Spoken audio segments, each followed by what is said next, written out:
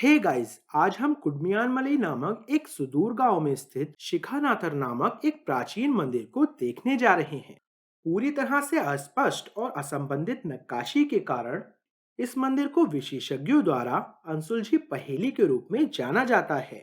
आज मैं इस पहेली को सुलझाने की कोशिश करने जा रहा हूँ और मैं चाहता हूँ कि आप मेरे साथ समझें कि प्राचीन बिल्डर्स क्या कर रहे थे। कुछ लोगों ने दावा किया है कि यह मंदिर जुड़वा नक्काशियां दिखा रहा है। उदाहरण के लिए दो वानर ऐसे हैं जो समान रूप से एक दूसरे के विपरीत रखे गए हैं।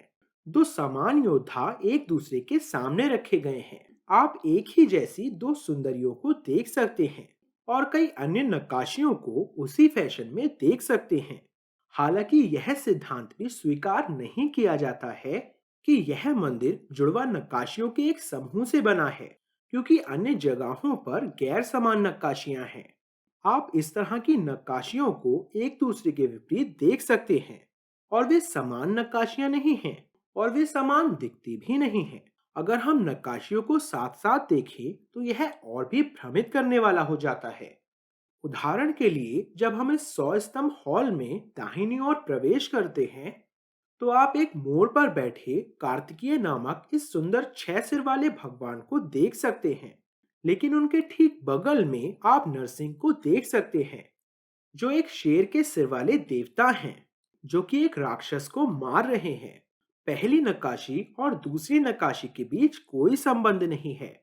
और यदि आप बाईं ओर देखते हैं तो आप इसी तरह की समस्या देख सकते हैं। यहाँ भगवान गणेश हैं और उनके ठीक बगल में आप रावण नामक 10 सिर वाली आकृति की यह नक्काशी देख सकते हैं। और ये आकृतियां एक दूसरे से जुड़ी हुई नहीं है।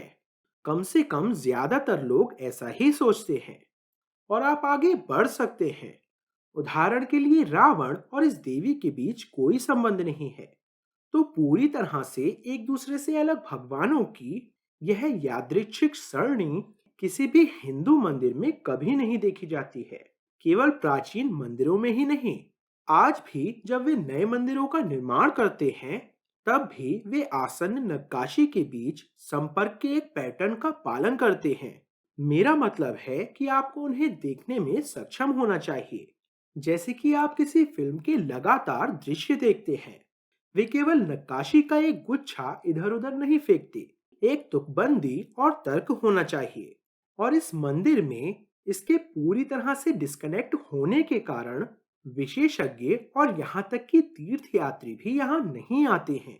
मेरा मतलब है कि यह उन चीजों को नजरअंदाज करने की मानवीय प्रवृत्ति है जिन्हें आप नहीं समझते हैं। इससे भी बदतर, कुछ लोगों ने इन नक्काशियों को शुद्ध पागलपन के काम के रूप में खारिज कर दिया है। लेकिन यह प्राचीन बिल्डरों की गलती नहीं है, यह हमारी गलती है, क्योंकि हम ध्यान से नहीं देख रहे हैं। और हम सरल हैं, हम उनके जैसे स्मार्ट नहीं हैं। लेकिन आइए आर्किटेक्ट की तरह सोचने की कोशिश करें। आइए एक प्रयोग करें। यदि आप मंदिर के इस हिस्से में प्रवेश करते हैं तो मान लें कि आप जिस पहले देवता को देखते हैं वह भगवान गणेश हैं। लेकिन फिर आप विपरीत दिशा में देखने वाले हैं, यह उनके भाई हैं। मोड़ पर यह भगवान गणेश के भाई हैं। यह कनेक्टिविटी है। इस प्रकार नक्काशियों को एक दूसरे के विपरीत व्यवस्थित किया जाता है। मुझे यकीन है कि कुछ विशेषज्ञों ने इस पैटर्न पर ध्यान दिया है, लेकिन जब उन्होंने इन दो नक्काशियों को देखा तो शायद उन्होंने इस सिद्धांत को खारिज कर दिया। यहाँ आप रावण नामक 10 सिर वाले दानव को देख सकते हैं और विपरीत दिशा में हम भगवान विष्णु के अवतार सिंह के सिर वाले भगवान को देख सकते हैं। उनके बीच क्या संबंध है? अधिकांश विशेषज्ञों ने सभी प्राचीन भारतीय ग्रंथों को नहीं पढ़ा है, इसलिए वे इन दोनों नक्काशियों के बीच कोई संबंध नहीं देख सकते हैं। वे एक दानव की तुलना भगवान विष्णु के अवतार से कर रहे हैं। दोनों में सबसे शक्तिशाली कौन है? और इससे भी महत्वपूर्ण बात यह है कि क्या दोनों में कोई संबंध है? जोड़ने वाला कारक यह दानव है। उसका नाम हिरण्यकश्यप है, जो भगवान विष्णु द्वारा मारा जा रहा है। प्राचीन ग्रंथों में उल्लेख है कि रावण ने इस राक्षस द्वारा पहने गए कान की बाली को उठाने की कोशिश की और वह ऐसा नहीं कर सका। रावण इस राक्षस की बाली भी नहीं उठा सका। और इस राक्षस को भगवान विष्णु द्वारा नष्ट किया जा रहा है। इसलिए इन नक्काशियों को एक दूसरे के विपरीत रखा गया है, ताकि हमें पता चल सके कि रावण की तुलना में भगवान विष्णु कितने बड़े और शक्तिशाली हैं। भले ही इन दोनों मूर्तियों को एक ही आकार में उकेरा गया हो, लेकिन यह केवल एक भ्रम है। जैसे कि हम एक ही आकार के सूर्य और चंद्रमा को देखते हैं, भले ही सूर्य चंद्रमा से बहुत बड़ा हो। ठीक है, तो अगर यह मंदिर एक वीडियो गेम है तो आप इस तरह नहीं खेलते हैं। आप नक्काशी को साथ साथ नहीं देखते हैं, आप जिगजैग फैशन में खेलते हैं, है ना? नहीं, एक और नियम है जिसे हमने नहीं सीखा है। आइए एक अलग क्षेत्र में नक्काशी पर एक नजर डालते हैं। यहाँ आप इस नक्काशी को देख सकते हैं। क्या आप इन देवता को पहचान सकते हैं? वह आधे मानव और आधे कछुआ हैं। आप नीचे कछुए के खोल की आकृति देख सकते हैं और ठीक उसके बगल में आप इन भगवान को देख सकते हैं। ये कौन है? यह आकृति आधी मानव और आधी शूकर है। उनका चेहरा देखिए, वह एक शूकर की तरह दिखता है। वे असंबंधित प्रतीत होते हैं। मैं आपको बताऊंगा कि आपको उन्हें कैसे देखना है। आपको उन्हें इस तरह देखना है। जैसे ही आप हॉल में प्रवेश करते हैं, पहले आप दाईं ओर मुड़ते हैं। आप इस नक्काशी को देख सकते हैं जो आधी मनुष्य और आधी मछली है। यह भगवान विष्णु का पहला अवतार है। अब विपरीत दिशा में मुड़े और आप आधे कछुए के रूप में भगवान को देख सकते हैं। यह भगवान विष्णु का दूसरा अवतार है। लेकिन फिर आपको जिगजैग फैशन में नहीं जाना है।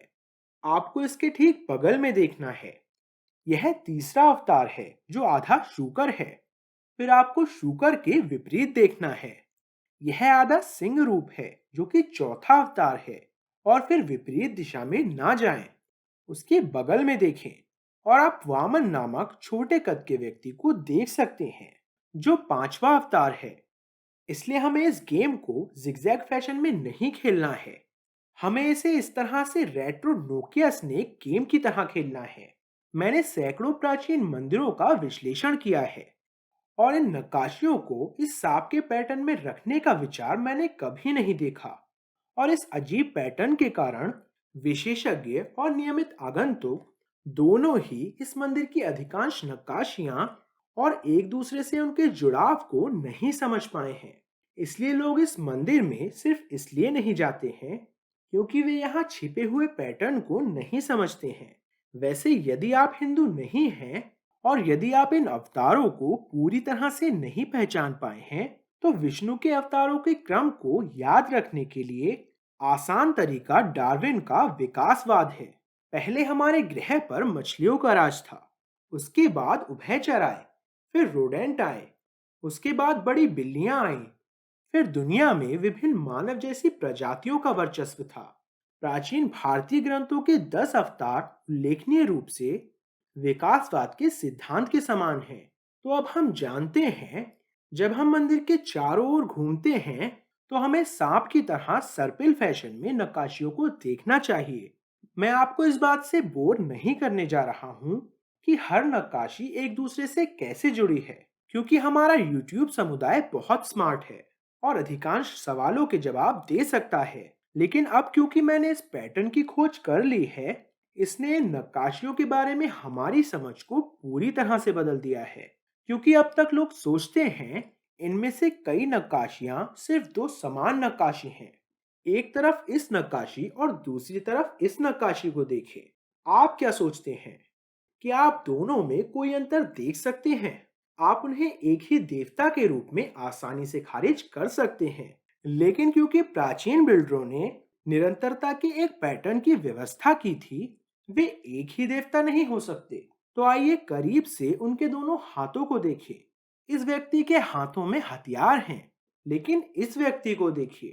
दुर्भाग्य से इसके अलावा उनके सभी हाथ कटे हुए हैं, लेकिन उनके पास हथियार नहीं है। उनके पास दिया है और आप यहाँ छोटी सी लौ को भी जलते हुए देख सकते हैं। अग्नि ही कुंजी है। आप उनके बालों को देखिए। उनके बाल आग की तरह लग रहे हैं, है ना? वह कौन है? वह एक प्राचीन अग्नि से भरे हुए भगवान हैं। इस आकृति को अग्नि वीरभद्र कहा जाता है। आग को संस्कृत में अग्नि कहते हैं, इसलिए वह अग्नि के योद्धा हैं जो अपने दुश्मनों को मौत के घाट उतार देते हैं। तो विपरीत दिशा में यह कौन है? इस हाथ को देखिए, कैसे वह पीछे तरकश से एक तीर को स्टाइलिश तरीके से निकाल रहे हैं। वह केवल दो उंगलियों का उपयोग करके तीर को बाहर निकाल रहे हैं, वह भी बिना सिर घुमाए। यह भगवान इतने स्टाइलिश हैं कि उनके हेयर पिन भी लिंगम के आकार के हैं। आप कई लिंगम के आकार के हेयर पिन देख सकते हैं, लेकिन मुख्य विवरण उनके कपड़ों में है। यहाँ देखें, आप उनके कपड़ों पर मानव खोपड़ी देख सकते हैं। जो लोग अनुष्ठानों में खोपड़ी का उपयोग करते हैं उन्हें अघोरी कहा जाता है। इसलिए हम इस योद्धा की पहचान अघोर वीरभद्र के रूप में कर सकते हैं।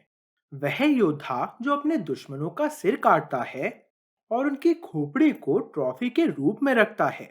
वैसे अगर आप हिंदू नहीं हैं और अगर आपने इसे बैठकर समझ लिया है, तो आपको अपनी पीठ थपथपानी चाहिए, क्योंकि मैंने अभी आपको कुछ बहुत ही उन्नत इंडिक आइकनोग्राफी सिखाई है। इसी तरह अब हम इन दो वानरों को भी डिकोड कर सकते हैं और आप इस मूर्ति पर वानर के शरीर के बाल देख सकते हैं। यह उल्लेखनीय है कि उन्होंने ठोस ग्रेनाइट पर इन वक्रों को कैसे प्राप्त किया। यह अभी भी एक रहस्य बना हुआ है, लेकिन यह आकृतियां एक जैसी नहीं हैं। इनमें कुछ अंतर है। ये वास्तव में प्राचीन भारतीय ग्रंथों में वर्णित बाली और सुग्रीव नाम के भाई हैं, लेकिन कुछ आकृतियां एक दूसरे के सम्मुख हैं, एक दूसरे से बिल्कुल मिलती जुलती नहीं हैं। लेकिन क्योंकि हम जानते हैं कि विपरीत नक्काशी जुड़ी हुई है, अब हम कुछ दिलचस्प कहानियों को उजागर कर सकते हैं। यहाँ आप माँ पार्वती को देख सकते हैं। आमतौर पर देवी पार्वती को बहुत सुंदर दिखना चाहिए, लेकिन यहाँ वह गुस्से में हैं और आप देख सकते हैं कि उनकी आंखें बाहर निकल रही हैं और उनके नुकीले दांत निकल रहे हैं। क्यों? आइए विपरीत पक्ष को देखें। वे कौन हैं और वे क्या कर रहे हैं? वे उनके पति भगवान शिव हैं और उन्होंने अपना एक पैर ऊपर उठा लिया है। और ध्यान से देखिए, एक कान में एक बाली है लेकिन दूसरे कान में नहीं है।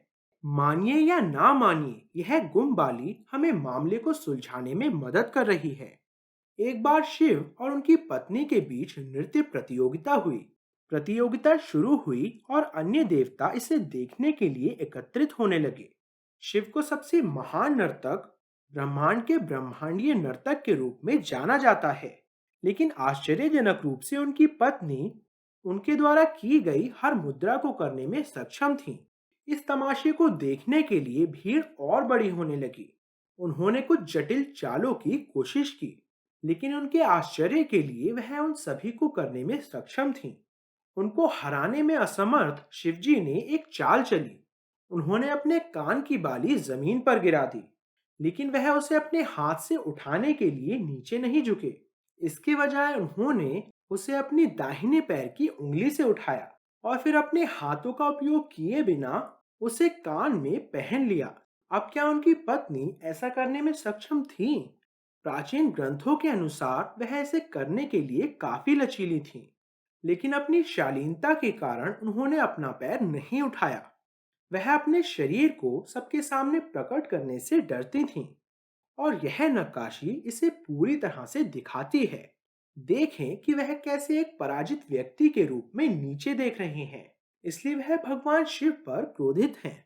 वह प्रतियोगिता हार गए हैं, लेकिन यह अनुचित था। तो आप देख सकते हैं कि अब हम सचमुच प्रत्येक नक्काशी को समझने में सक्षम हैं, क्योंकि हम समझ गए हैं कि प्राचीन बिल्डरों ने इस मंदिर में नक्काशी की व्यवस्था कैसे की।